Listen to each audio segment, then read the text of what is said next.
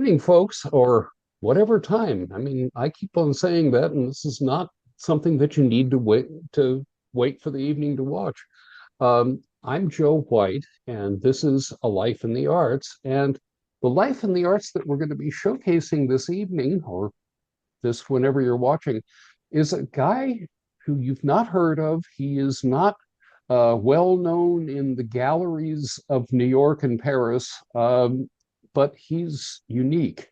And his name was Fred Smith, and we're going to see what he created in just south of a little town called Phillips in Wisconsin. Um, that is actually a major work of folk art. And so we're going to get a chance to visit with Fred. And we're visiting this evening with Ann, who is the actually introduce yourself. You are the you are the, I don't know what's the exact title. We all make up these titles for organizations. Yeah, One who exactly. gets to do all the work. Yes. My name is Ann Grzynowicz, and my title is officially Operations Manager, doer of Okay, all things. right. So you are the operations manager of Wisconsin Concrete Park, just south of Phillips, Wisconsin, and a unique place, as we'll see. Todd Whitley is here. He's the executive director of the Masterwork Foundation, and we're going to pause for 1 second to have him tell you about that. But I also want to introduce Doug Moquin, who is a lifelong resident of the town of Phillips and actually got to meet Fred back in the day, which I didn't have the privilege of, although I was up there when he was still building these things. My family started visiting there in, oh, good grief, I want to say maybe 1954. So, but my mom had family up there, and so we would go up for vacations. And as we went into town, there was this place. And what's really cool is it's still there, and people are taking really good care of it now. And so, but before we do that, Todd, let's talk about Masterwork for a second. Yes, the Masterwork Music and Art Foundation. Well, it's been around for over 60 years, encouraging, promoting, and supporting excellence in the arts in various ways. And today it does so through three grant opportunities: a Premier Award, which is a $10,000 grant that goes out for an artistic work, a series of community arts grants. They're smaller level awards that go out to organizations or artists who inspire excellence in the arts at the community level, and an emerging artist award, which is new this year, that goes out to an aspiring artist. Of course, Masterwork also hosts this series, A Life in the Arts, the inspiration of our host, Joseph White. And I just want to say thank you, Anne and Doug, for joining us tonight and telling us a little more um, about this wonderful museum. All right. So, um, the root story is that the guy who created this was a retired lumberjack who owned a tavern on the edge of town. His name was Fred Smith, and you'll get to see his picture in a minute. But he was he in his spare time. I'm not sure if you're working in a retail tavern that there is such a thing as actual spare time, but he found some uh, to make some really unique pieces of art. And well, you know what? Let's show them. So we'll go here and we'll share, and we'll go here. And so there he is. That is Fred Smith. And around him, you can see a whole bunch of his work. He created 237 of these. Well, many of them are life size. Some of them are larger than life. And some of them are sizes that that defy description to a bit. I still love that Mary Todd Lincoln is bigger than Abe. Uh, but so he created these, and you really can't quite see them in this black and white photograph. So I'm going to move on. Go there. And that's a picture. That's again, now, do we know when this picture would have been there? Because this would have been still while he was around, I would think. I would say probably late 60s. Okay, all right. So it's after his enforced retirement from making these. He had a stroke at the completion of one of the larger works in it's 1964. But for the I guess 15 years before them, his spare time was involved in creating these sculptures. And so let's go look at a few. Okay, these guys are lumberjacks. And they belong to Paul Bunyan, who you will see behind there. We'll get to a picture of him in a minute. But you said that tree has met its maker since the taking of this picture. Yes. And but his medium for making these, in fact, there's a description on your website where he describes the process. He would pour a cement footing. He would then build an armature, and the armature was built of snow fencing slats primarily, and the wire that they used to hold the snow fencing together. And then he would take concrete and cover them, and then he would take pieces of glass. And if you look at these closely, you'll notice that there are reflectors off of cars. There are reflectors off of street signs. There's pieces of broken bottle.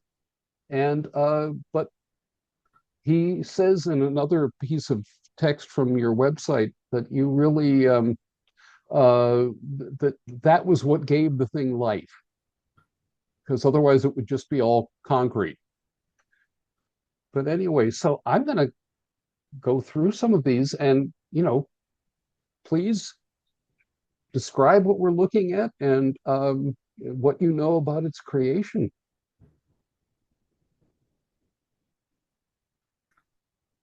Well, that one I know.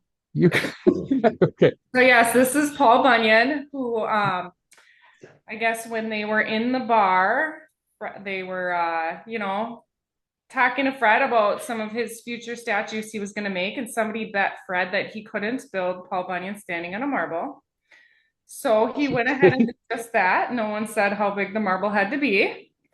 So you can see he's standing on that. And then to me, I feel like his face reflects a little bit of Teddy Roosevelt too. So I don't know if he looked at pictures and took some inspiration from that as well. He used to be wearing some glasses, but those came off at some point. And funny enough, this past fall, you see the tree that's behind Paul Bunyan. Some windy days this fall here in Wisconsin, and the tree limb fell and broke off and hit Paul Bunyan right in the head, knocked his head and his hat and part of his arm off. So just this summer now, 2 weeks ago, we had our professional preservationist is here working right now doing extensive statue restoration. So he was able to put Paul Bunyan's head back on after several months of him being headless. So he's back in good standing and looking better than ever. Particularly, I love the idea that if you have someone who's supposed to be a giant, you start with him as a normal human being with normal girth and normal legs, and you just make him a lot taller. Yeah, nobody told him. They didn't specify how he was to get the height, but and now this one, this is a horse who's pulling, and I think this is somebody actually supposedly well, no, this one, there's another guy who was an actual deliverer of stuff in town. But I love that the horse's mane is all of these wonderful red bottles, and I love that they've survived as well as they have. I these one thing that people, these are all outdoors, and they're out in the weather, and concrete with glass inclusions isn't really the most stable material outdoors. I mean, the ancient Romans knew how to make concrete that could survive till today, but I don't think we know how to do that or anymore. So this is a major task to keep these looking the way that they were intended to.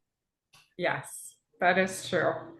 That is one of the reasons. So the Price County owns the concrete park, but Doug was part of forming a nonprofit group in 1995 called the Friends of Fred Smith. So that's the group I work for. And our primary mission is to preserve and conserve the statues in the way that Fred intended. And so it's an ongoing battle, like you said, with the Wisconsin elements. So any crack that forms in the concrete, if there's moisture in there, and then it freezes, those Ice will get cracks in there. expand, and then we have breakage and issues that arise. And so it's just a constant ongoing battle to keep the cracks filled. And then when major catastrophes do happen, we're fortunate to have a professional that is able to come. This year, he's here for 7 weeks, and he's just, reattaching hands, and there was a couple of heads he had to put back on. And then he goes through and works a lot on like the structural issues. So the statues get really weak at the ankles. And so he'll take those apart and put in steel rods, and he'll, he has a special mixture he puts together and just extra reinforcements. Well, and I remember that there was a major, I think they would call it a microburst now, in Phillips, which I know affected the park. What year was that? Do you I Yep, it was in 1977. Do you want to? Right. And Oh, you weren't. Yeah. So that was right after Fred had passed away, and the Ruth Kohler and the Kohler Foundation had purchased the property from Fred's family. So they had some preservationists here that were repairing some of the statues. And then that downburst came through and wiped out a large majority of the statues. And so it was pretty catastrophic. But looking back now, it was a little bit of a blessing in disguise, because having those statues come down and come apart, the preservationists were already here, and they could see that a lot of the wood from those armatures was rotted. And so they were able to, at that time, go in. It was a big undertaking, but they kept at it and, just reinforced with materials that were going to last longer. And I really do believe if that storm hadn't happened, the park probably wouldn't be standing today. well, sometimes there are blessings in disguise. And Yeah. so, but moving along, okay. And I need this one for people who are not from Wisconsin. This will need a bit of captioning, because what those horses are who have beer bottles for manes, what they're pulling is well, it says in the thing, it's a muskellunge, which is the big game fish, and they don't really get quite that big. Or at least if you were fishing, you wouldn't want them to get that big, because you wouldn't pull that into the boat with you. But I had an uncle who was one of the great fishermen in Phillips, and he said you don't pull a muskie into the boat if it's alive still. So Well, the because muskie is called the fish of 10,000 casts for a reason. So they're pretty elusive. They're pretty vicious. They give a good fight when you catch them. yep. So a lot of the Northwoods fishermen hunt for those. But I guess they were telling tall tales in the bar, and he Yep. said he had caught a muskie so big he needed a team of horses to pull it out of Sioux Lake. So then he had to, of course, recreate the size of that muskie. Yep. I will say that one of the things that our visits, my visits as a child to Phillips were about was my dad trying to catch one, and it never happened. So, and he came up many, many years. I mean, you could. I remember I was much more successful in fishing for crappies and little panfish, but he came up doggedly every year. And I think my uncle Jack Sand, and there was also, I think at the time, the Catholic priest in town were kind of, they would vie for the biggest fish each summer. But anyway, so here's another. Now, this is a testament to the friendship of the white settlers with the Native Americans. And so, although I guess, is that supposed to be a child? No, it's a woman. So Fred's female statues wore skirts and the men Right. wore pants. So it's kind of how you can decipher. But he made the Native Americans so much taller because he wanted it to kind of represent how he respected the community. And he felt that they were poorly treated.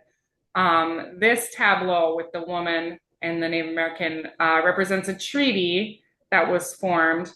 And then shortly thereafter, it was broken. And so Fred kind of wanted to commemorate just that, but also honor the Native Americans. And he has several statues around the park that are of Native Americans. And I'm looking, and I just noticed the two geese or ducks right there. Yeah, that's they're birds on a pedestal. Mhm. Okay. Oh, this is kind of the big showpiece. This is the Budweiser Clydesdales. It's also Fred's last work. So, but you kind of have to go there to get a sense of, because this is really life-sized. And Clydesdales are not small horses. This was a huge effort. But of course, on the beer wagon that they're pulling, it has real barrels. Well, of course it does. So Yeah, when Fred originally created this piece, it was located up right on Highway 13 at the tavern. And so when people were driving up north, it was, like you said, a showstopper because it was just, you couldn't miss it. He had the two ponies and then the eight Clydesdales, excuse me. And then there was two drivers and then a dog.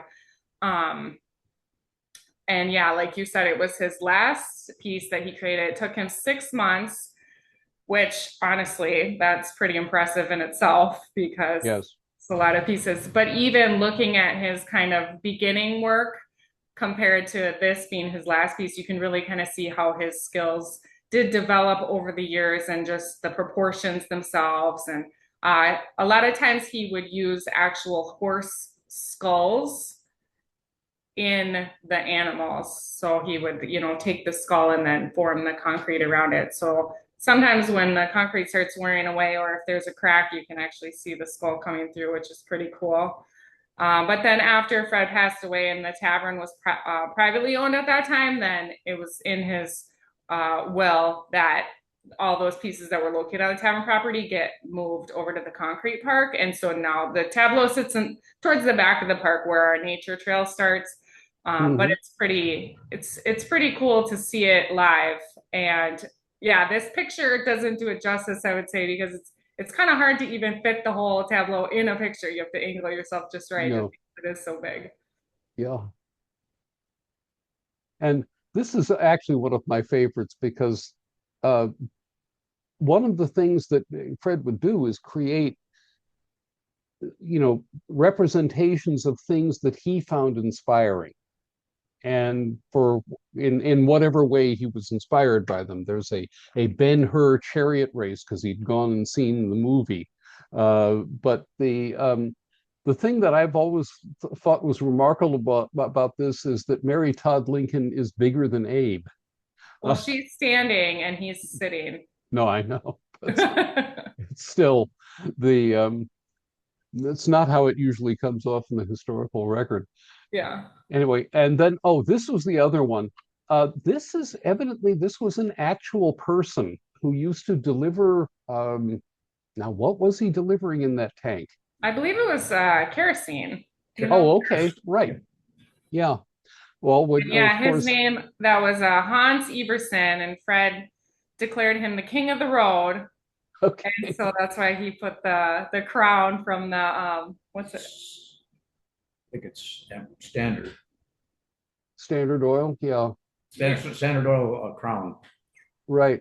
But he would use that wagon to deliver kerosene to the local towns, and I think Fred would kind of badger him about giving it to him so he could incorporate it in the park. And then finally, when they upgraded, they did just that, and so he had to create a statue in his honor. Yeah, there we go. So, and now, what animal is this supposed to be? That's a skunk. The skunk, okay. Hmm. Doesn't do the colors the way the skunks I know look, Yeah. but that's okay. I think Um, the glass has probably fallen off over the years. hmm. Well, I was gonna say, oh, okay, that's what it originally had, like a plume tail, and you can see what's left of that there. Um, I'm so happy that people that, like yourself, are working to preserve this because I went to a show at a hotel a few years ago of what they called ephemera, and that was ephemera in the antiques business is paper stuff, and and the easy stuff to preserve is books, but then it's also things like land records and all of that, and the without a lot of work being done by a lot of people who we never hear of, that all goes away and we lose our heritage. I just sat at a talk from a guy who's trying to take the city records of a Connecticut city from the 17th and 18th centuries. And the town records, of course, were all handwritten. And he's actually got somebody with an artificial intelligence program to read these things, get them. He says that'll do about 70% of it. And then you have to have a human being come in and actually figure out what it says. And which I'm happy to say, because when I heard that he was using artificial intelligence, I kind of went, having seen what the product of that is can be, I thought, well, that could be either very good or hilarious. But they understood that the limitations. But it's wonderful that people are, working at all of these things that otherwise we're going to lose because people think they're not important. But I think they are. Oh, and this is his mile marker. So these are the towns of Wisconsin and their distances to Phillips. And so I will say, if people who see this want to visit, I will say that it is not near anything major. It's called, you fly into Wausau and then you have to drive a while. It's about halfway between Wausau and Bayfield up on Lake Superior. But having said that, go do it. You'll love it. It's a wonderful part of the country that we don't get to know. We Easterners all think we know what America is, and there's a whole lot of America that we just never see. But these are all the towns in Wisconsin. Gee, it's right near Fifield. Yes. Okay. Another Native American. Yes, this is Sacagawea. Right. Okay. And indeed wearing a skirt, which probably isn't historically accurate, but it's okay. Hold on. Or that may be and that may be the end of what we have in terms of slides. The So let's stop sharing. Yeah. So the what's the future of the park, and what have you got going, and what kind of I see a constant stream of wonderful events that I wish were closer from where I live, but it's a long drive from where I live. It's at least 2 full days of driving to get to where you are. Well, you just need to fly into Wausau and drive. That's right, or Rhinelander. Yeah. But Um, yeah, so to answer your question, the future of the park is keep on keeping on, right? So yes, forward progress. It can be daunting at times to look at the glass and the buckets in the garage that have fallen off over the years, but we just keep, we have Wednesday work days. And so we have our board members and volunteers, and they come and we do crack filling and just minor preservation that we're able to do. We do landscaping, just kind of keep the park looking good. And then when our professionals come, we kind of do everything we can to accommodate them and have all the supplies that they need, and just so they can hit the ground running and do everything that they are trained to do. And then, yeah, as far as park, for the local community, that's a challenge that I kind of have to endure. I've been here for 3 years, and just getting the local community excited about the park and how it brings people here, and that it's just kind of a hidden gem is it can be challenging, but we do have a really big Halloween party every year. So we have over 200 kids that usually come. Yeah. So we set up trick or treat stations throughout the park. And then we have volunteers that come and they hand out candy. And then we have our tavern open. So we'll have, food and drinks available for people. And then at nighttime, we set up a haunted walk on the trail. Okay. And so this place can be a little creepy at night anyways, but on a Halloween night, it can be even creepier. So we have some volunteers from our high school that go hide on the trail and scare the kids. So it's fun. I have to relate that my younger sister, Peg, said that these things gave her nightmares. Just in and of themselves. Well, she would have been about 4. So yeah, they might very well. I mean, we are featured in Haunted Wisconsin, so you never know. Okay.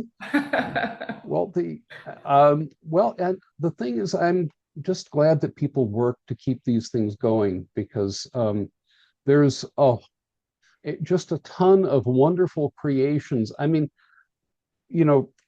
Fred Smith is not a classically trained sculptor, but whatever possessed him to do this is actually a major work, and it's something that deserves to be seen and experienced. And if anybody is looking for a wonderful vacation place, northern Wisconsin is a wonderful vacation place. Although, I don't know, evidently one of the major vacation things now is snowmobiling, and it sounds much too cold for me, but that's okay.